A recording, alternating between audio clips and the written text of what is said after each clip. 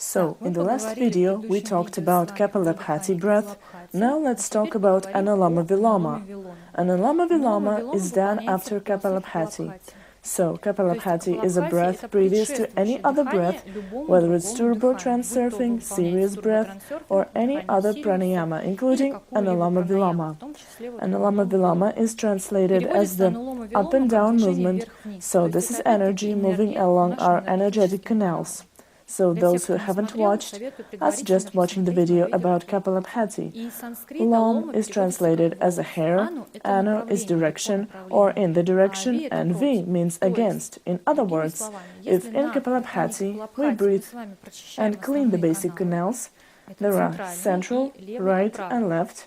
In Anulom Vilom, we clean a small net of capillaries. As I have already said, our system of energetic canals resembles our blood vessel system. There are big veins and arteries, and there are smaller ones. And with Anulom Vilom, we restore, not even clean, but restore small vessels, those that were damaged. You know that during his life, a person can suffer from such a disease as varicosity, and this is the death of veins. This can happen in our head. That's why people get a blood stroke, and in the heart, which results in a heart attack. It can happen in legs, and the same happens in our energetics. After some time, if a person doesn't do any cleaning practice, doesn't take care of himself, and doesn't fill himself with prana, his small energetic canals die, and these small energy canals are not less important than big ones. Anulom Vilom allows us to restore them. So, if Kapalabhati is a cleaning, then Anulom Vilom is restoration and filling with energy. Anulom Vilom isn't just a warming up breath. Nevertheless, it starts alkalinous and recovering processes. Unlike Kapalabhati, Anulom Vilom gives a calming effect. It's not an energetic. This is relax. It is good to do it before sleep at night or before meditation, when you have to concentrate on something or think about something. Calm down your inner dialogue if you're in a stress. However, it is advisable to do some of Kapalabhati before it, and then calm down your mind. So first, we work with crystal skull, and then practice Anulom Vilom. There is also a practice of Nadi Shodhan. If you search it online, you may even not feel the difference. Nadi Shodhan and Anulom Vilom are the same practice, but Nadi Shodhan is a practice preparing you for Anulom Vilom. They have practically the same approach. This is the same situation as with turbo transurfing. First you do some basic exercises and then add details, because if I explain all the practice at once, the person may get confused. The same with Nadi Shodhan and Anulom Vilom. Nadi Shodhan is the basis, and when you cover it, you add details with. Every level gives you certain characteristics, very cool characteristics, believe me. This exercise, as well as Kapalabhati, synchronizes and recovers your brain hemispheres. And another advice for you is to do it, and only this, but all breathing exercises before dawn, or just before dawn, 10 minutes before, for example, or when the sun starts to rise over the horizon. It lasts for about 20 minutes. It's the best time to do pranayama. During this time, the air is especially rich with prana, in any place, absolutely. Of course, in the city, there will be less of it. If you turn on ionizer, there will be more of it. If you go to the countryside, there will be even more of it. And the biggest concentration of prana is in the morning hours. This is the renewal of the system, when the world gives energy for the new day to everyone. If you noticed, if you're a watchful person, you can be surprised by the fact that at dawn, at the moment when the sun is just beginning to rise, all living beings become quiet. There is pure quietness. For about several seconds before the sun appears, everybody is quiet. They are quiet because they are receiving this renewal. They are fully concentrated and are making a sort of meditation, pranayama. And the person mustn't sleep at that time, but to do practice. Of course, it is sometimes difficult due to our pace of life, but many people work at night and meet the sun. You can use it to your advantage or simply wake up, do all the practice and go to sleep again. This is absolutely normal. It can be done as well. It is not worse than when you get up earlier and do your practice. You need exactly this moment of sunrise to charge your body, then sleep, and the energy will accumulate better, and you will get up fresh and won't have to spend time on practices because you have already done them at dawn. So, how is this technique performed? It is done through the nose as Kapalabhati, but without harsh breathing out. On the contrary, everything is smooth and slow. The first step of this practice is breathing with two nostrils. Our position is the same as in Kapalabhati. We can also change mudras on the fingers, changing left hand fingers in order.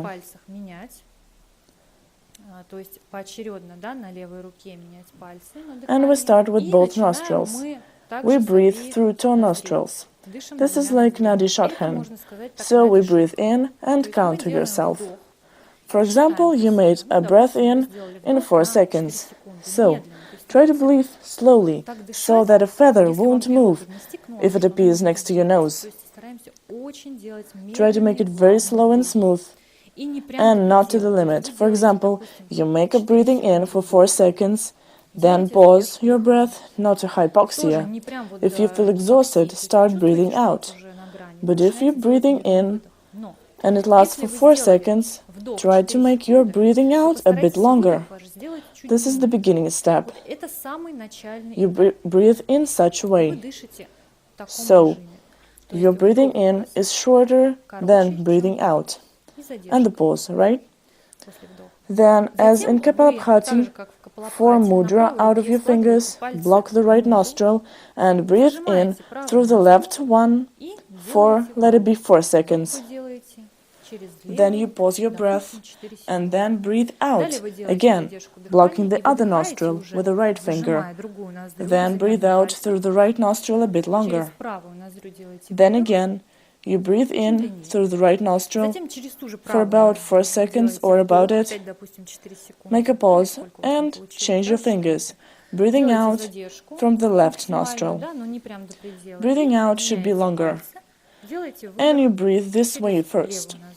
So, at the beginning, you learn not to get confused and control your breathing out so that it will be longer. Then you pass on to traditional Anulom Vilom. This is when everything is counted. There won't be any obscurity, there will be the arranged system. The system is the following. Breathing in lasts for 2 seconds, the pause 8 seconds, and breathing out 4 seconds. If it's easy, we add time sticking to the formula. We'll have 4 seconds of breathing in, 16 seconds of pause, and 8 seconds of breathing out. If it is also easy, we add more. So the formula is 1 to 4 to 2. We stick to this proportion. We breathe in the same way. Block the right nostril, breathe in for 4 seconds, pause for 16 seconds, change fingers, and breathe out through the right one in 8 seconds.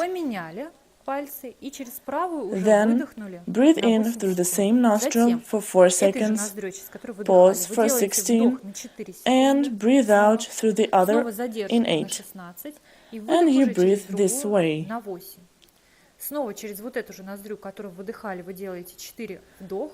The perfect length for Anulom Vilom is 30 minutes. But you can do less, or start from the less time, or one day a week you may do 30 minutes, and a bit less on the other day. One circle is when you breathe in and out, and again in and out. This is one circle. You need to do a number of such circles you're able to do. After some time, you get the feeling of heaviness, you suffer hypoxia, but later, when your organism gets used to it, you will understand that you're comfortable breathing this way. And you breathe easily for half an hour. Then you can add 1 or 2 or 3 seconds to your formula. And our task in this breath is to reach the next rhythm. Breathe in for 12 seconds, pause for 48 seconds, and breathe out for 24. It's the first step of breathing. Everything else was the preparation. The real Anulom Vilom starts from these numbers.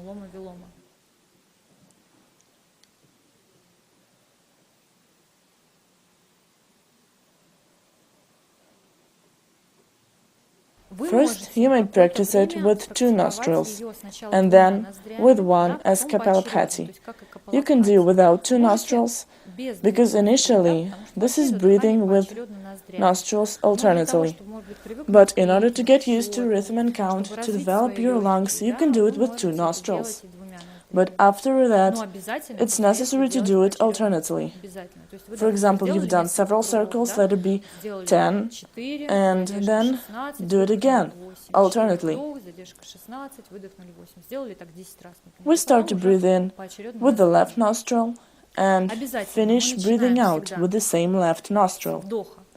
Once again, breathe in, pause, breathe out, breathe in, pause, breathe out. This is one circle. We do it particularly this way because our left nostril is lunar.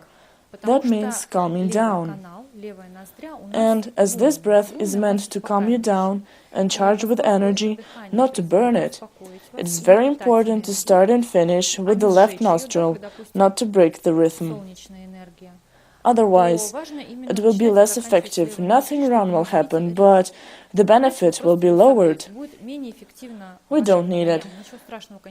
And we've reached the limit because it's not that easy to breathe for half an hour. It's the first minimum level. And at this level, you cease to fall ill. If you can breathe this way for 30 minutes and more, you aren't prone to diseases. You have restored and become healthier. You can charge with prana and it will be enough for at least a day, at least till the next practice. In this pranayama, you can tuck your tongue up, as in Kapalabhati. It's not necessary to use some locks, but it would be better to tuck up the tongue. And when you're doing a circle, you hold your arm in mudra. And during one circle, you don't change mudras. So, you do one circle in one mudra, and you may change fingers in the second one, and so on. So every circle may be the change of mudra. We always block nostrils with the right hand, no matter if you're a right-hander or a left-hander. We always work in such regime. You know, this is important. You don't know how our energetic canals work, but you don't need it. You're not a doctor and don't know the structure of blood system, but you don't need it as well, because you do the gymnastics and it works. The same goes here. For those who want to go deeper, we can go deeper, if you're interested in it. But in this topic, we discuss the practice of Anulom Vilom. Now, I will show you a table, which is called the circle of breath in Anulom Vilom, and what each circle gives you. You can read. So, if you reach the pace of 12 to 48 to 24, you cease to get ill. If you reached 13 to 52 to 26, the organism stops getting old.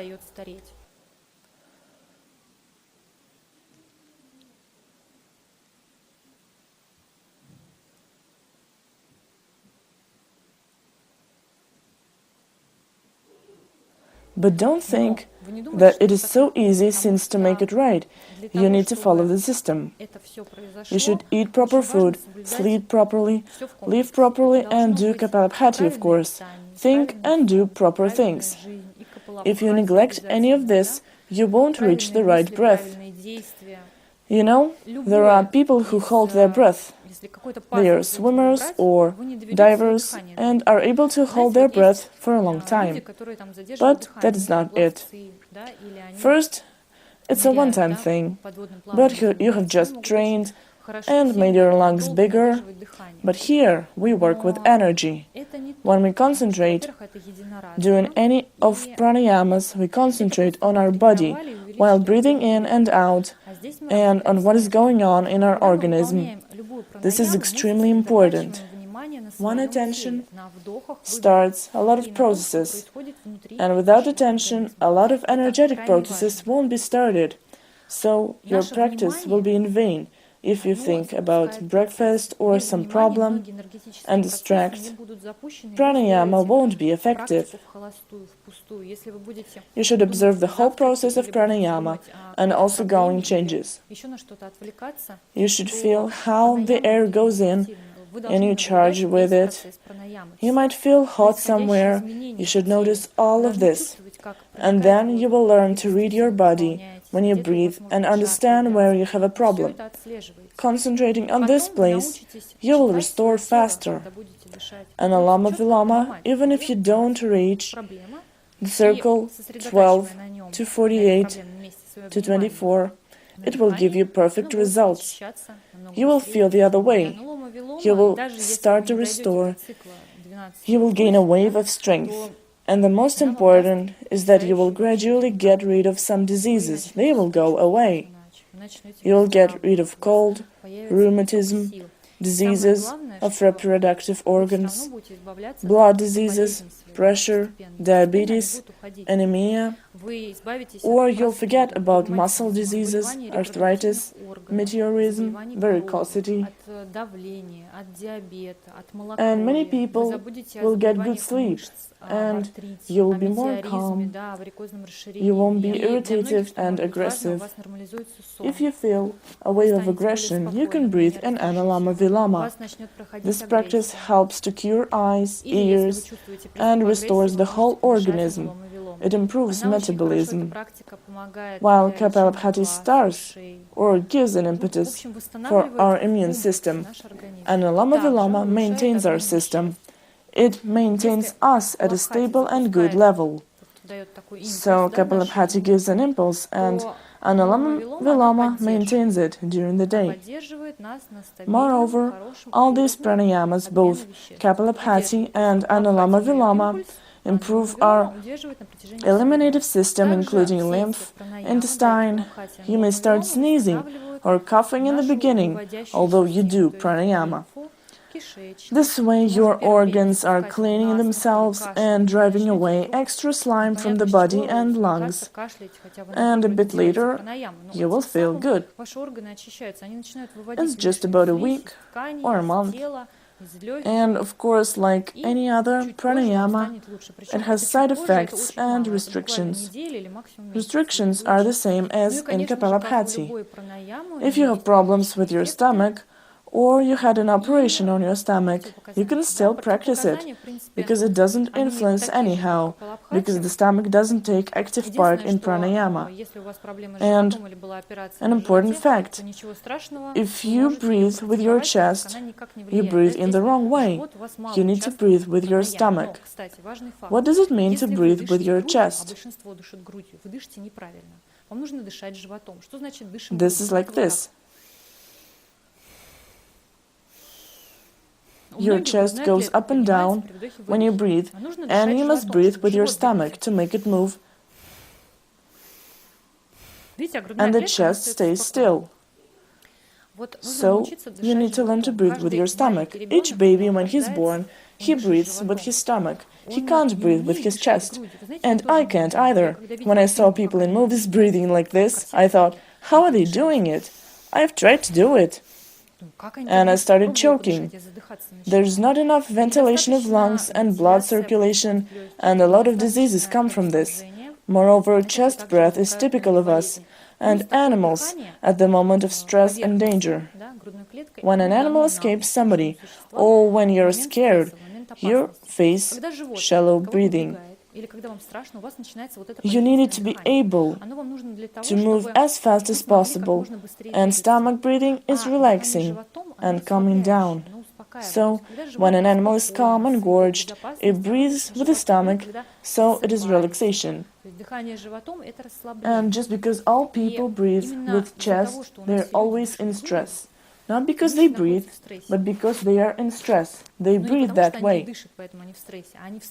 But if you learn to breathe with stomach, you will learn to avoid stress, and you will be able to overcome stress very fast. So learn to breathe with your chest, not the chest, the stomach. And it's one of the most important things. But if you start doing pranayama, you will learn to breathe with stomach, because pranayama will make you relax and teach you breathe this way. Concerning restrictions of Anulom Vilom, it's the danger of doing it without practice Kapalabhati first. Because cleaning your canals, you free the space for energy of Anulom Vilom. If you let the energy go into the filled canal, there will be an explosion. Blood vessels may burst, and you, instead of restoring your thin energy canals, will damage them even more. So, the only recommendation is to do it after cleaning breath. Spend at least 3 minutes on Kapalabhati, at least that much if you do it during the day. If you do it in the morning, do it a bit more. So, it's necessary to do Kapalabhati. Remember it, and don't even try to do it without it. Otherwise, you will destroy your organism and will spend a lot of time restoring it afterwards.